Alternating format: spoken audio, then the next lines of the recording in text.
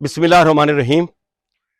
मेरे किसान भाइयों, आज मैं आपको एक बड़ी अहम फसल के बारे में बताने वाला हूं, सब्जी के बारे के अंदर कि अब हमारी जो ज़मीनें फ़ारग हैं, तिल की ज़मीन फ़ारग है, इसके अलावा हमारी बाकी जो चीज़ें थी वो भी ज़मीन जो इस वक्त फ़ारग पड़ी है, तो अब हम उसके अंदर कौन सी चीज़ लगाएं कि जिसमें आगे जाके हम गंदम भी काश्त कर सकें। तो इस वक्त आप ये देखें कि ऐसी फसल है कि जो आपको सिर्फ जो है वो 35 से 45 दिन के अंदर वो तैयार होकर कट कर मंडी में चली जाएगी।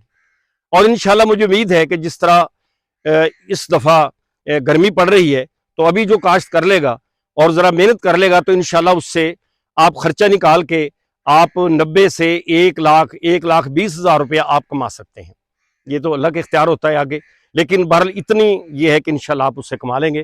तो आपने सबसे पहले जो है उसको अपने ज़मीन को तैयार करना। ये देखें ना, जैसे मैंने अब ये ज़मीन जो है वो तैयार की हुई है और बिल्कुल ये ज़मीन बारीक होनी चाहिए।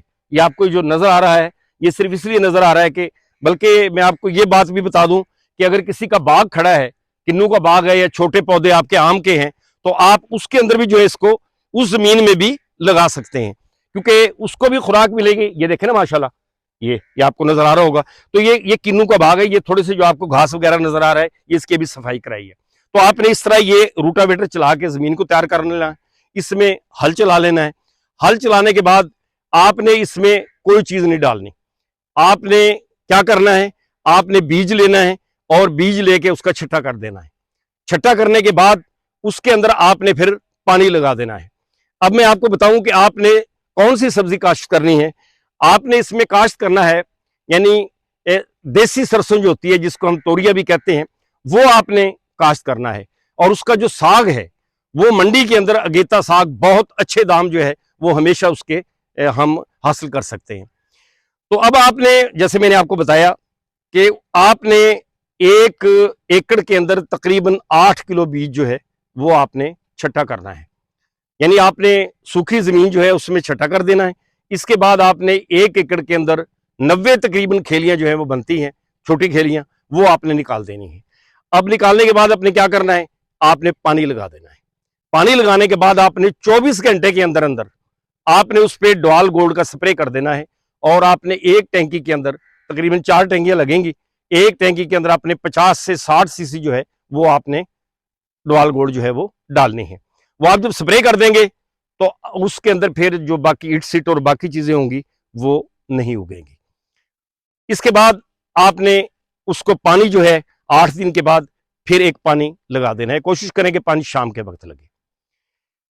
और इसके अंदर खाद ज्यादा की आपको जरूरत नहीं है। आपने सिर्फ एक बोरी 1 एकड़ में फ्लड कर देनी है नाइट्रोफास की। नाइट्रोफास की बोरी आपने एक फ्लड कर देनी है और पानी के अंदर ही फ्लड कर देनी है। तो ये इंशाल्लाह एक बोरी ही आपके लिए इस साग के लिए जो होगी या तोरिए के लिए जो होगी वो काफी होगी। रही बात स्प्रे की, तो जब ये उगता है तो इस पर अमूमन जो है वो लश्करी सुंडी आ जाती है। तो आपने वो ल्यूफोरान और जमा जो है एमएमएक्टन, वो दोनों का स्प्रे कर देना है। अगर सफेद मक्खी का कहीं नजर आए तो असीटा मैपड जो है वो आपने उसके अंदर एक स्प्रे कर देना है। तो इस तरीके के साथ वो साग जो होगा, इसमें पानी 3 से 4 पानी लगते हैं, ज्यादा पानी भी नहीं लगते। तो ये साग आपका जो है वो पक के, आप ये कहते हैं कि तोड़ने के यानी काटने के जो है काबिल, ये तकरीबन 35 से 40 दिनों में हो जाएगा। और ये कट भी जाएगा सारे का सारा, तकरीबन 8 से 10 दिन के अंदर इसकी कटाई मुकम्मल हो जाती है और ये आपका मंडी में सारे का सारा चला जाएगा। एक बात जो मैं आपको इस सिलसिले में अर्ज करूंगा कि आपने जो ये काश्त करना है, तो अगर आपने 1 एकड़ काश्त करना है तो ये 4 कनाल पहले काश्त करें और 4 कनाल बाद में काश्त करें, क्योंकि अगर ये एकदम सारा आ गया तो फिर सारा एकदम काट के मंडी में पहुंचाना जरा मुश्किल हो जाता है। इसके अलावा अगर आपने 1 बीघा काश्त करना है, आधा एकड़ करना है, तो 2 कनाल एक दफा काश्त करें, 2 कनाल 4-5 दिन 8 दिन के बाद कर ले। तो इस तरह ये आपका 2 मरलों के अंदर तैयार हो जाएगा और आप इसे आसानी के साथ जो है वो ले जा सकते हैं।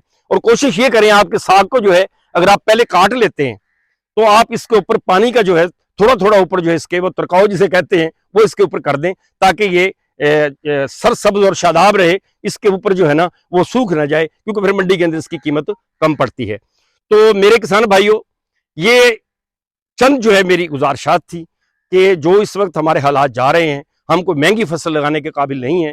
किसान जो है उसकी कमर टूट चुकी है, कुछ उसको गंदम ने तोड़ा, कुछ उसने मकई ने तोड़ा, इसके बाद रही गई जो कसर थी वो बारिशों ने पूरी कर दी।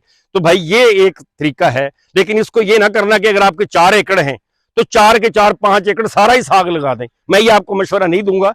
पहले भी हम इसी तरह मरेंगे, जो कुछ लगाना शुरू कर दें वो कहे भाई प्रोफेसर ने कहा था साग लगा दें, मैंने एक मुरब्बा साग लगा दिया, मुझे मरवा दिया। ये बात नहीं है, इसको थोड़ा थोड़ा करके लगाएं।